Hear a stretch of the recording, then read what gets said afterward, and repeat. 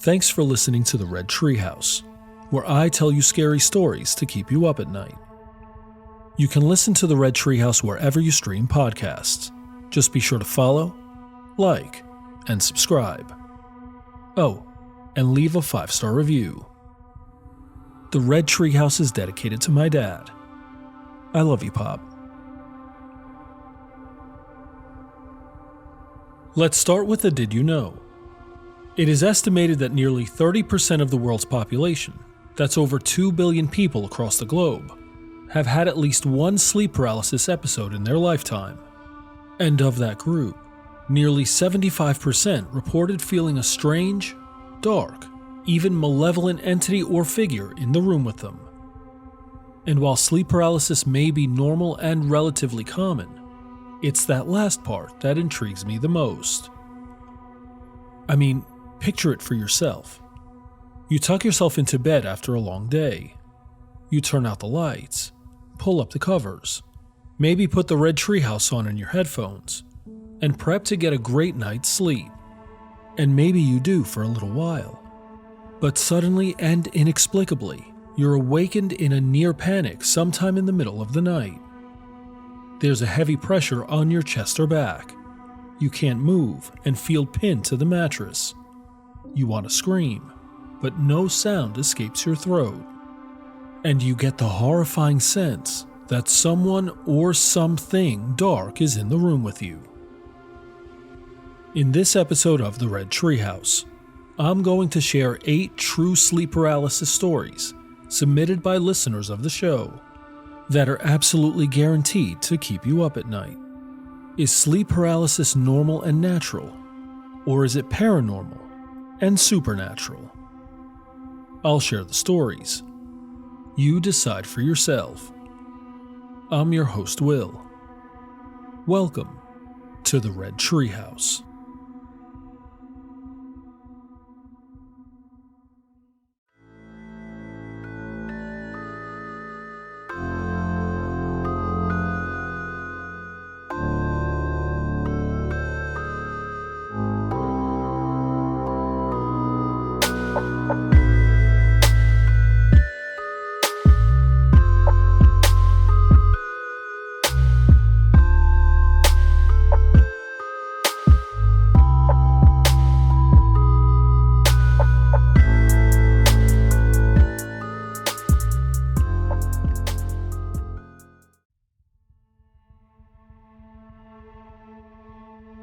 According to the Cleveland Clinic, sleep paralysis is defined as muscle atonia, or reduced muscle tone in the body during REM sleep.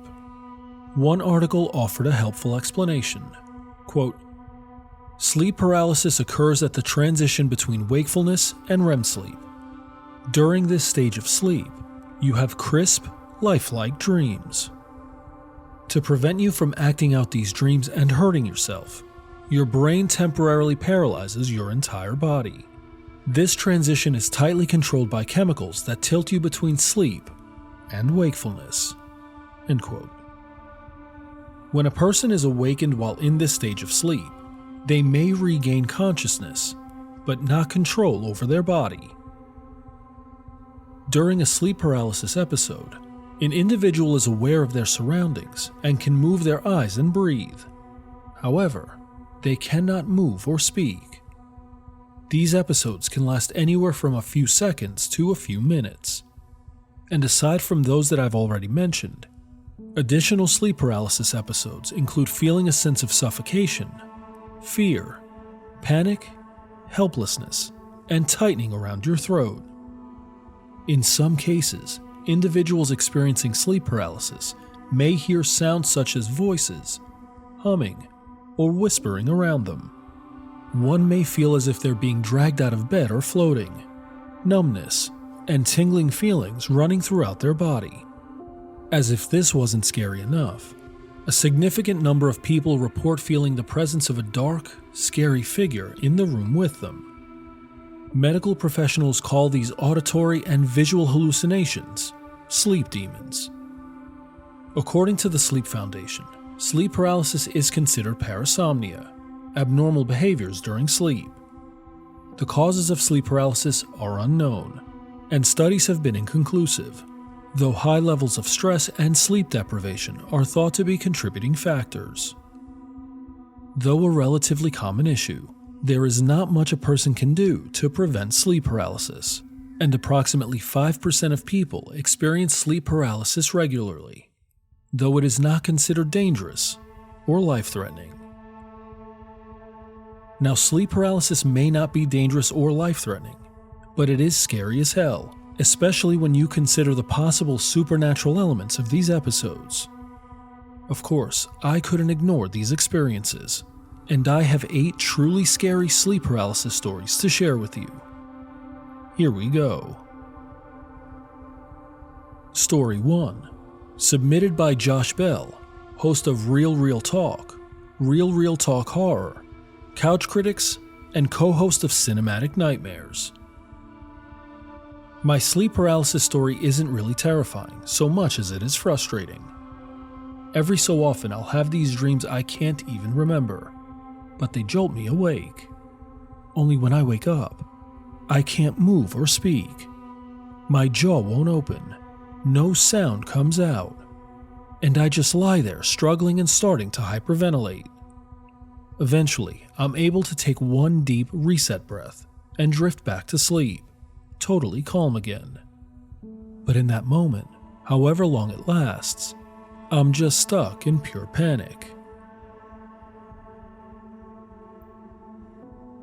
Our second story comes from Becky Doyon. My sleep paralysis experience. I'd always see the same old woman, hair up in a bun, wearing an all-black Puritan-style dress. This went on for years. She would just stand there, looking at me while I struggled to breathe and couldn't move. Eventually she started talking, but I could never hear her.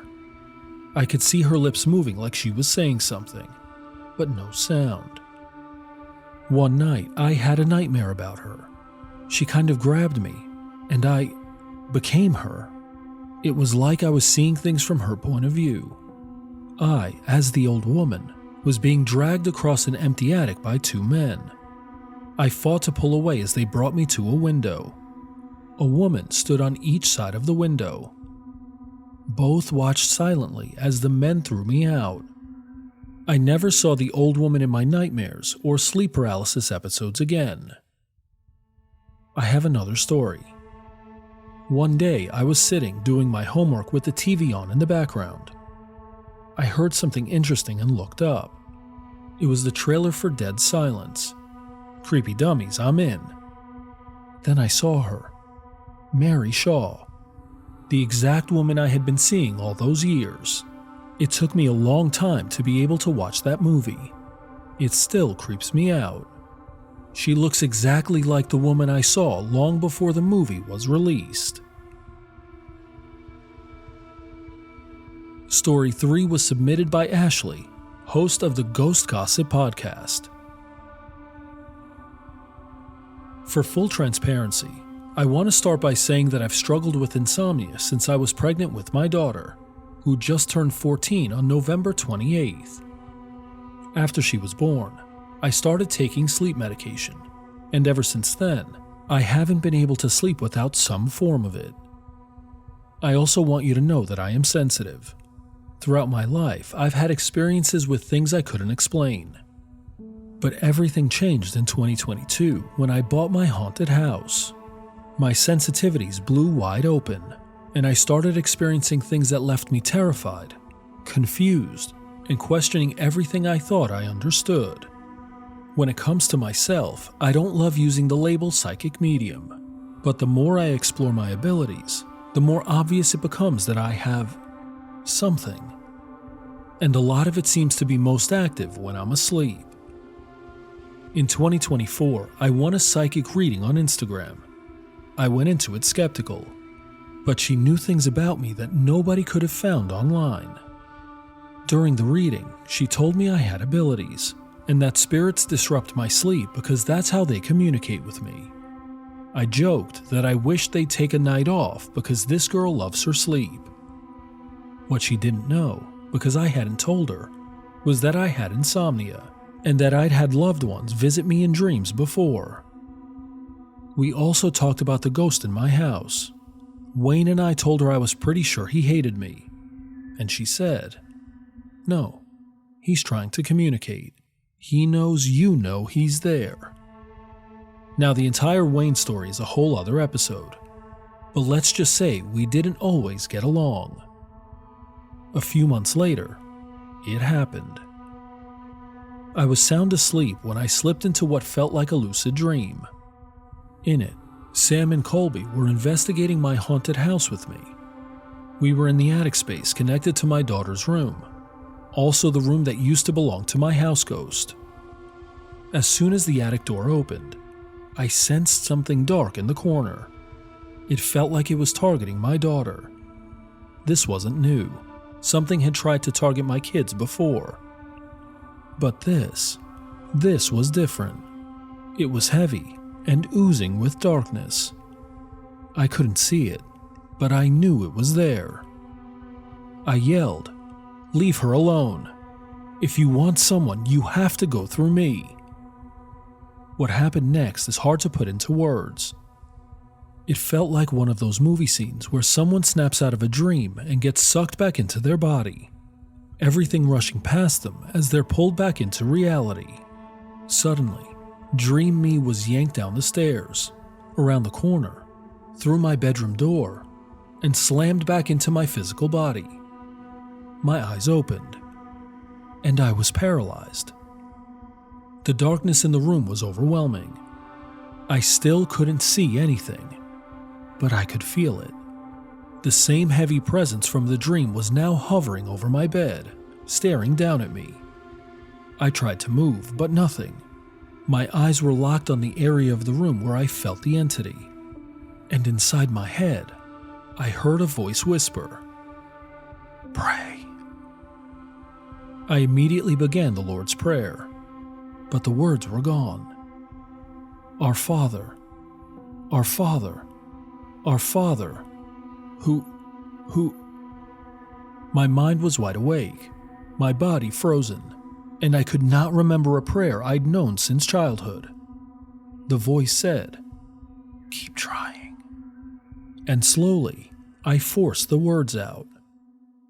"Our Father, who art in heaven, hallowed be thy name."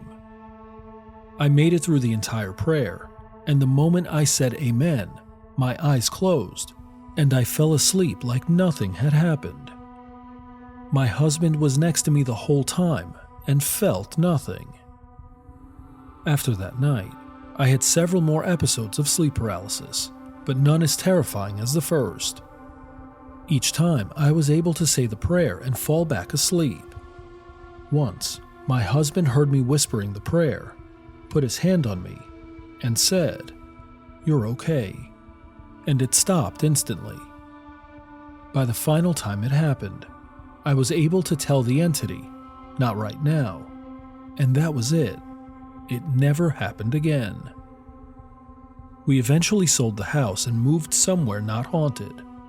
Spirits still show up in dreams occasionally, but nothing like that night. Sleep paralysis is one of the most terrifying things I've ever experienced, especially that first time. I know there are scientific explanations, and as much as I'm a spiritual girly, I'm also logical.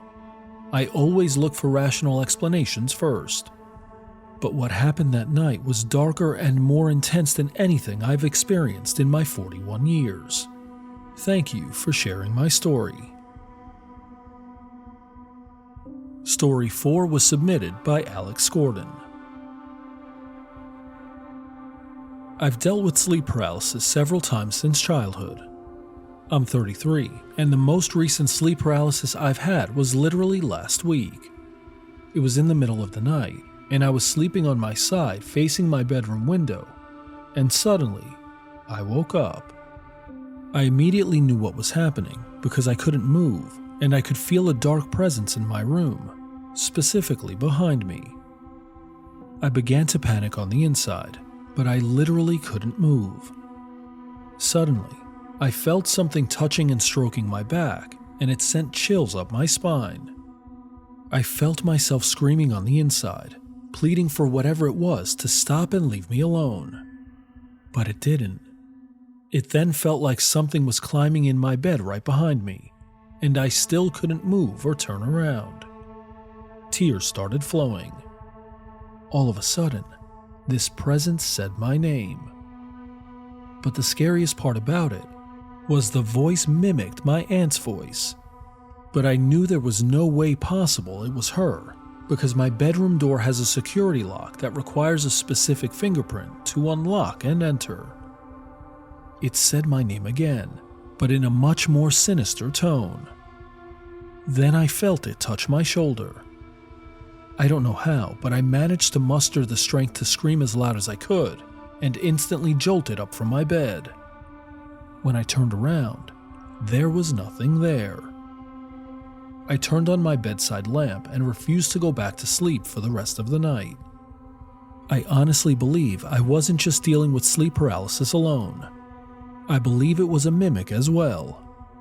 Even typing this all out now gives me chills all over again. Our fifth story comes from ParanormallyNat.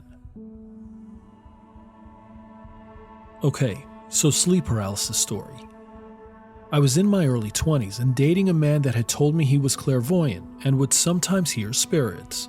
Nothing weird had ever happened with him while I was with him, so I never really thought too much about it. So one night we're in bed. I'm watching TV and he had fallen asleep next to me. Suddenly, he jolts awake and starts looking around the room. I'm a little concerned, and so I ask him what's wrong. He says he got the feeling he gets when someone is trying to talk to him. I tell him not to worry, pat his arm, and tell him to go back to sleep, and he does. In my head I say, he's mine, and he's resting now. If you want to bother somebody, you can come bother me. I keep watching TV.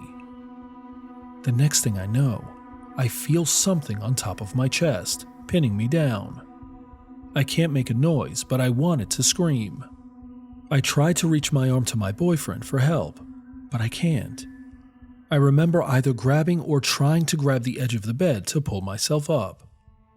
Except I can't move, and I'm really starting to panic when all at once the feeling of being held down ceases, and I sit up and wake up my boyfriend.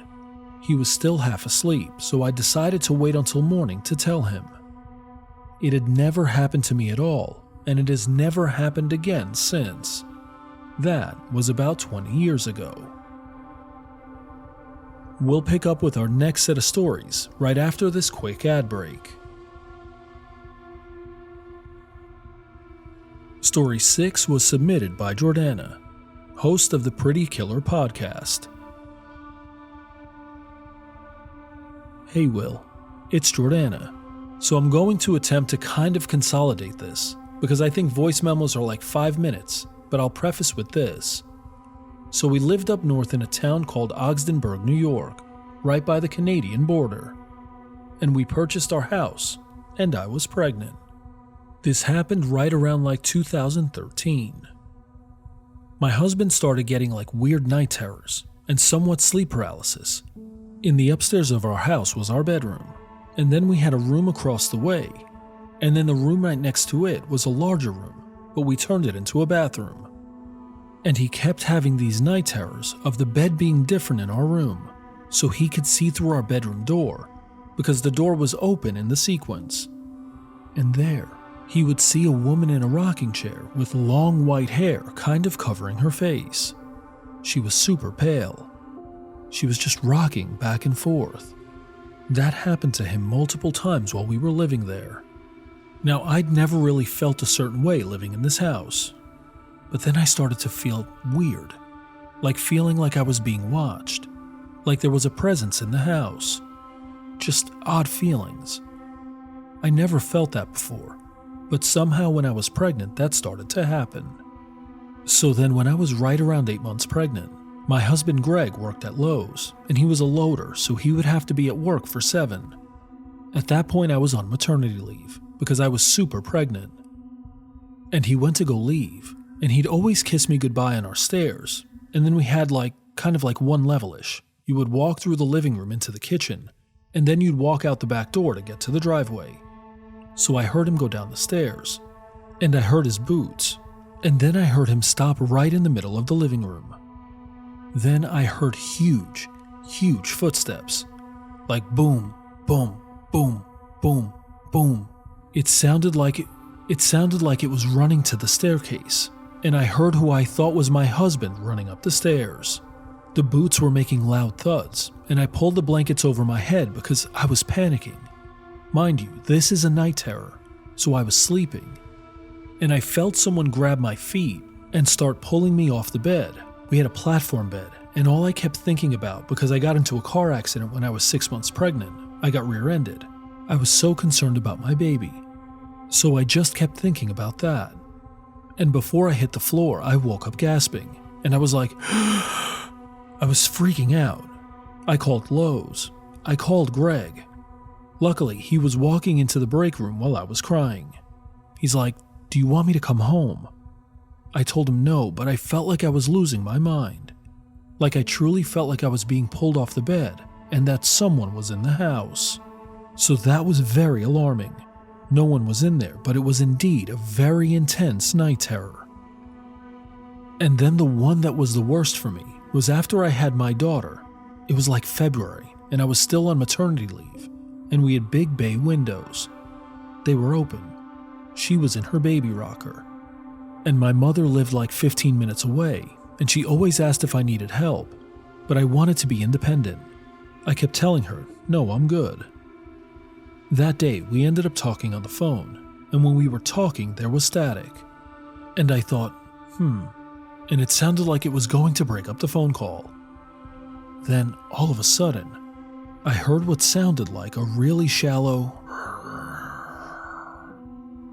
and I was freaking out, and I had the phone on speaker, and then the phone call ended and I sat there, and I thought to myself, if my mom calls back and she heard it, then at least I'm not crazy, and if she doesn't call back, then I'm just going to chalk it up to me losing my mind.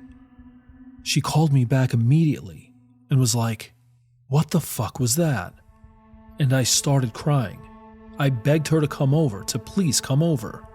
I don't know what it was, but it was terrifying.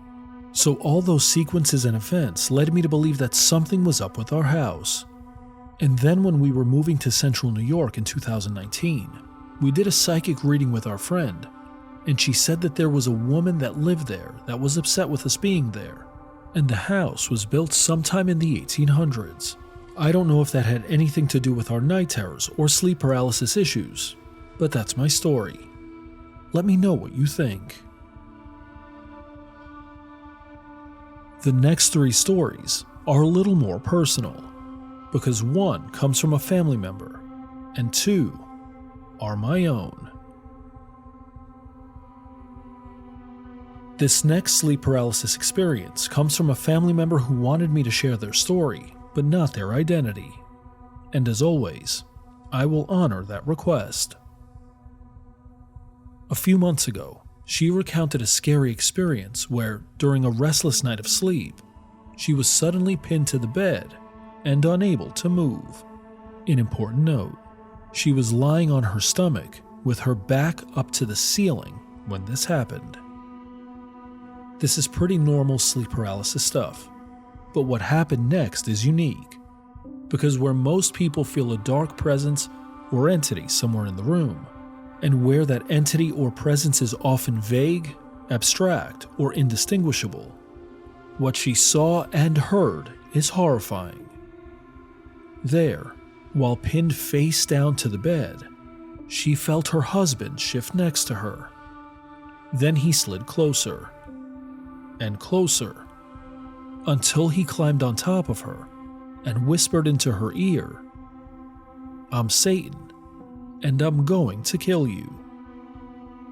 And as immediately as it happened, it was over just like that. The pressure on her back released and she was able to move her body.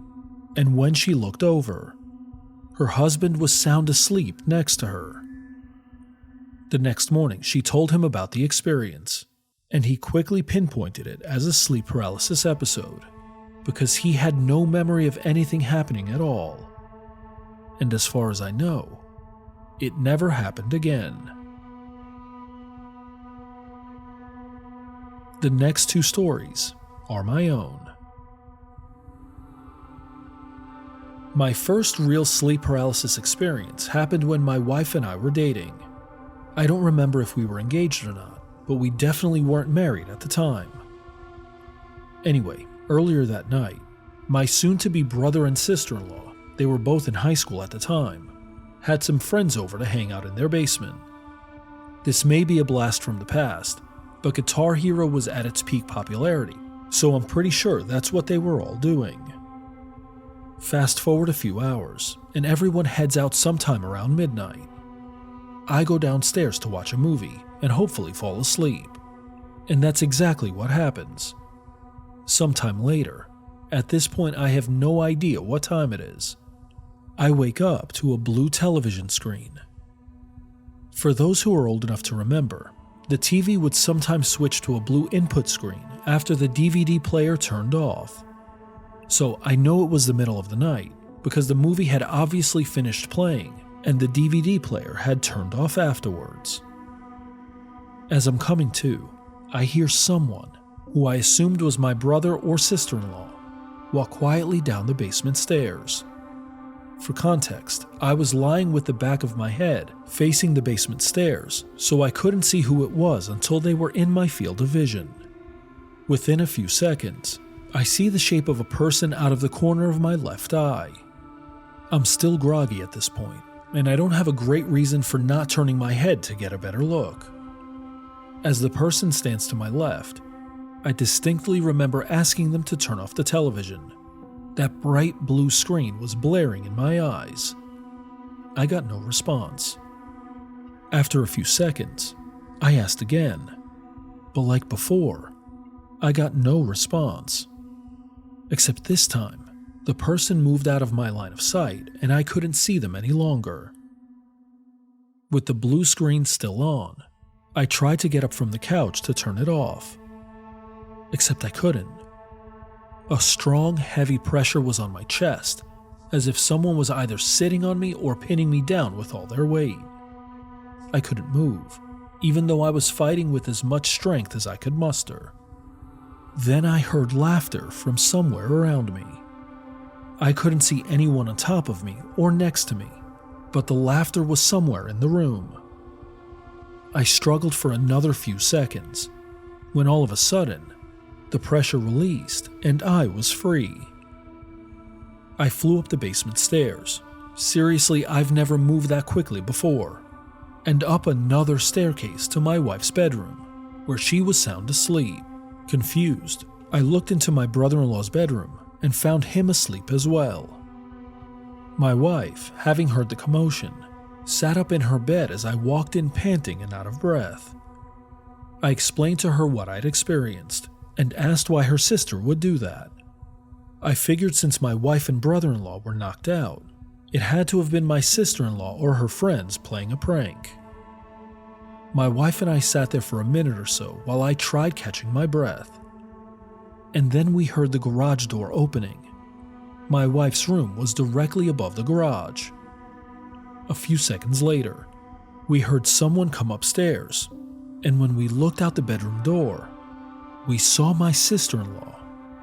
She was just getting in from a late night out, which means it wasn't her or her friends playing a prank on me just a few minutes before. My most recent sleep paralysis experience happened when our family moved into our home a few years ago. It's no secret that I'm convinced it's haunted. I've said as much in previous episodes. Some quick context, because I always think that's important. I work mostly from home and spend most of my days in a quiet house with our dog Kylo. Usually, I'm at my desk and he's lying on his bed within arm's reach. That's key to this story, because Kylo always wants to be around his people. That day, though, he spent most of the day lying down in the hallway at the foot of the stairs. I can't recall him ever doing this before or after that day. Anyway, our house is old, like really old, like originally built 200 plus years ago, renovated at the turn of the 20th century, again in the mid-20th century, and finally, about 10 years ago. And there's a small family cemetery about 50 yards or so from our back door. I promise you I'm not getting sidetracked. That day, Kylo was by the foot of the stairs, lying in a sort of crouching position, his front paws directly under his chin, and back legs tucked underneath his body, with his back straight up. I thought it was weird and tried a few times to get him to come lay beside me, but he wouldn't budge. At some point in the day, I heard what sounded like footsteps in an upstairs bedroom, and Kylo heard it too, because when I walked into the hallway to get a better listen, he was staring intently up the stairs. He and I went up there, checked every room, and found nothing and no one at all. We came back down, and he promptly took his place at the bottom of the stairs. Fast forward that night, I was exhausted from a busy workday and fell asleep almost as soon as my head hit the pillow. Sometime later, I woke up in a panic. Dry mouth and groggy eyes, but a keen sense that something was in the room with me. My wife was sound asleep next to me, that much I know. But what I felt was completely different. I lay there for a few seconds trying to wake myself up, but the feeling of dread was overwhelming. I thought to myself, I'll just turn on my flashlight, and reached for my phone on the side table. Except I couldn't move. My arms, head, or body. I was plastered to the mattress, and while my body seemingly didn't work, my mind was sharp and clear. And that feeling of dread just kept coming, like a huge wave about to crash into me. Frantic, I did everything I could to free myself, but all I could do was move my eyes. And that's when I saw it. There, at the right side corner of the bed, was a dark shape, which was strange that I could see its darkness in a dark room. It was mostly formless, with one exception: a purely white face with gaping black eyes. No nose, no mouth, no hair, no ears. Just deep black eyes set against a ghostly white face. I tried to scream, but all I could muster was a grunt.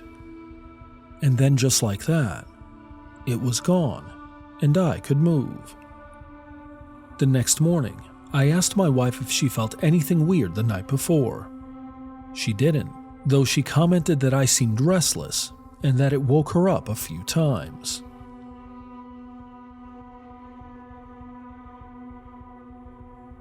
You know, it's a good thing I record in the daytime, because there's no way in hell I'd sleep otherwise. A huge shout out to each person for sending in their scary sleep paralysis experiences. I know the subtitle of the show is Scary Stories to Keep You Up at Night, but I hope you're able to get a good night's sleep, and that the sleep paralysis demons that haunt you at night decide to take some time off. As we close this episode of the Red Treehouse, we're left with these lingering questions. Is sleep paralysis normal and natural? Or is it paranormal and supernatural? I've shared the stories. Now you decide for yourself. I'm your host, Will. Thanks for joining me in the Red Treehouse.